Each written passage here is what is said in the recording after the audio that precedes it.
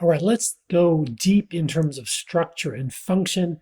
We're going to talk a little bit about the heart, but then we're going to emphasize the fetal heart because have you ever wondered how exactly do babies get oxygen into their retinas, into their brain, into their stomach when they're not actually breathing any oxygen? It's really quite a phenomenal story. So let's kind of walk you through a few things just about the heart. And we're going to start off, remember the eyeball is sitting up here. Because I'm a retina specialist, we're going to remind ourselves that the retinal artery pumps blood, oxygenated blood into the retina. The retinal vein drains blood out of the eye. It makes its way back to a central area called the cavernous sinus, which drains into the internal carotid or jugular vein. And the jugular vein eventually makes its way, the deoxygenated blood makes its way back to the superior vena cava. From the toe, it's coming from the inferior vena cava into the right atrium. So the right atrium has deoxygenated blood, moves it over to the right ventricle, which pumps it into the pulmonary artery. Remember, the pulmonary artery is the only place in the body, the only artery in the body that contains deoxygenated blood. That's one of the favorite questions that we ask our medical students. Now, it circulates in through here. We take a nice breath of oxygen and air. It becomes oxygenated. The blood then makes its way back into the left side of the heart, into the left atrium in particular, through the pulmonary veins. So remember, the pulmonary veins are the only veins in the body that contain oxygenated blood. So we're now in the left atrium, back down to the left ventricle. That's the massive pump that's going to contract and push oxygenated blood up through the aorta. Then it goes all over the body, but for my purposes, it goes up, to the internal carotid artery, to the ophthalmic artery, which then branches to the retinal artery, and we're back full circle. Okay. Now, again, here's the problem, right? So in a baby, and maybe we should start to draw the fetal heart a little bit. And so we're going to draw the left atrium and left ventricle here, right atrium, right ventricle, and here's our pulmonary veins. But look over here, and I'm going to draw like these tiny little sacs, right? Baby's not breathing, so there's no oxygen. So how do we get there? Well, let's draw this, uterus in through here, and we have this placenta, like this incredible placenta, and the placenta, has a vessel.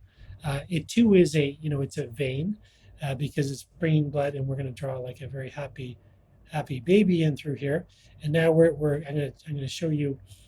Here's the vessel, and we're going to take this vessel going into our baby. I'm going to draw a couple of structures here. I'm going to draw the first thing is the liver, and we're going to also draw the inferior.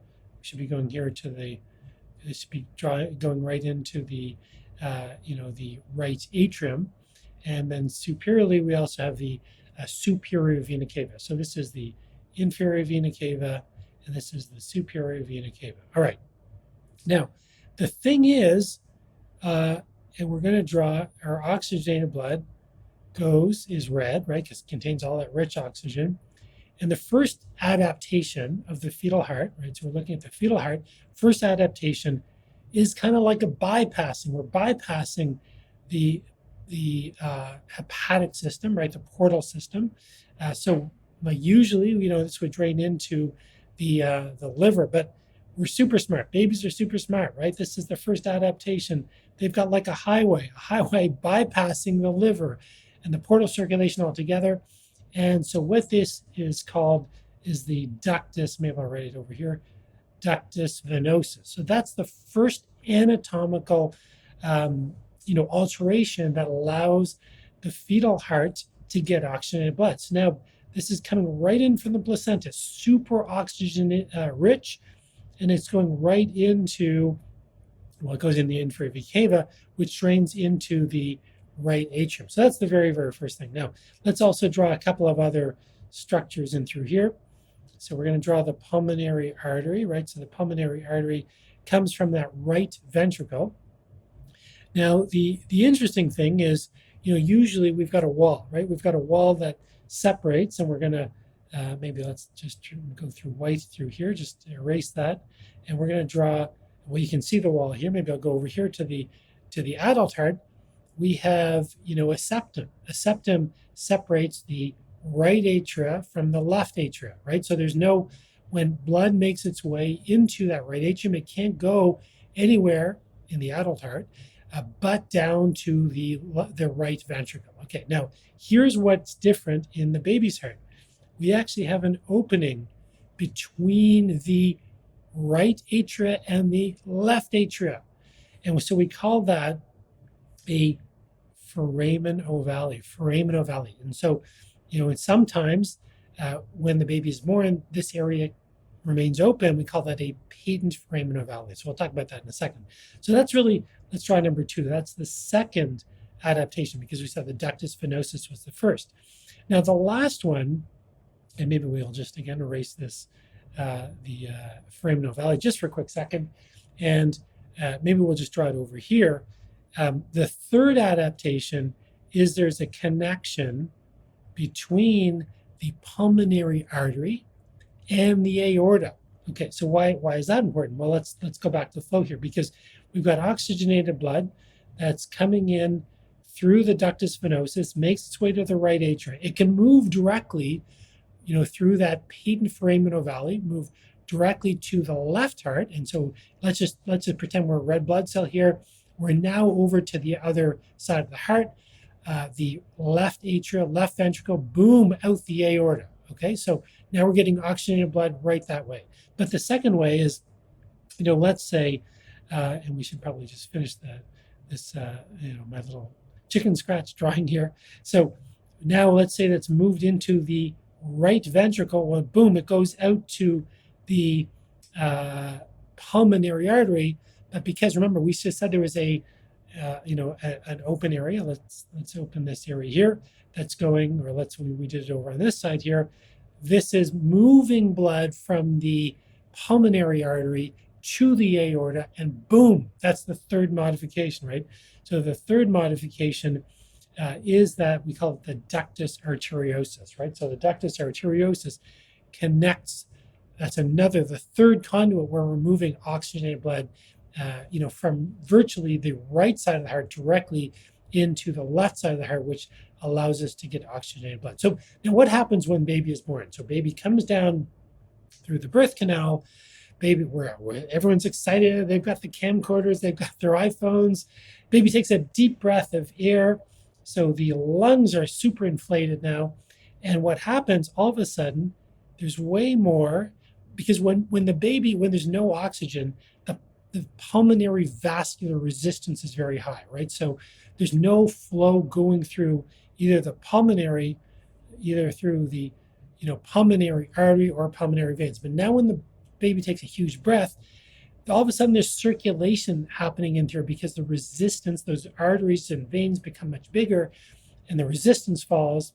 That's kind of probably something you're learning in physics, looking at the flow characteristics of things and looking at the radius of things. But hopefully you've heard of Poiseuille's law. So what happens is when there's more venous return, all of a sudden the pressure in the left atria increases, and it becomes greater than the right atrial pressure. And what happens is, and we're pretending there was a patent, let's just open it up here. There was a patent foramen ovale. Well, now that the pressure is way higher here, this valve, there's a tiny little valve here that closes, slams shut, and all of a sudden we lose that foramen ovale, and now we have, functionally the right side of the heart and left side of the heart are no longer connected. Okay, so that's the first thing that happens when the baby's born. The second thing, is, and we, remember, the placenta does more than just allows oxygenated blood to make it into the vein that gets into the baby's body. They also secrete a bunch of things. One of the things that they secrete is something called prostaglandins. And the patency of both the ductus venosus and the ductus arteriosus are related to prostaglandins. And so when prostaglandins fall, when the placenta, so when the baby is born, I don't know if you know this or not, when the baby is born, the other thing that we as physicians do is we deliver the placenta. The placenta leaves the uterus, and we don't want to tear anything. We want to just let it kind of come, out slowly. But ultimately, this is delivered, that leaves the mother's body. And when the prostaglandins fall, and this happens over a week or two, the ductus venosus collapses, and the ductus arteriosus also collapses. And so now we've got a closed circulation, and the baby's heart is similar to, the adult heart, which is, again, I think this is unbelievably amazing. Now, sometimes some of these things don't close. So, for instance, if we have a continuous opening of the foramen ovale, we call it a patent foramen ovale. And this happens in 20-25% of people actually have this open area.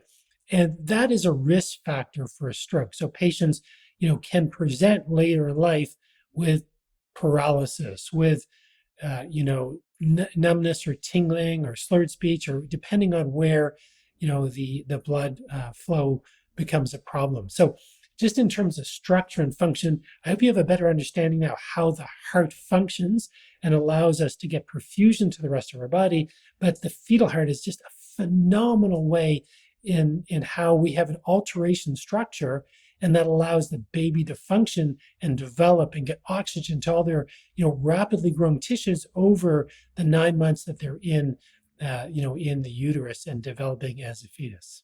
Hope you'll enjoy this clinician's corner and discussion structure and function.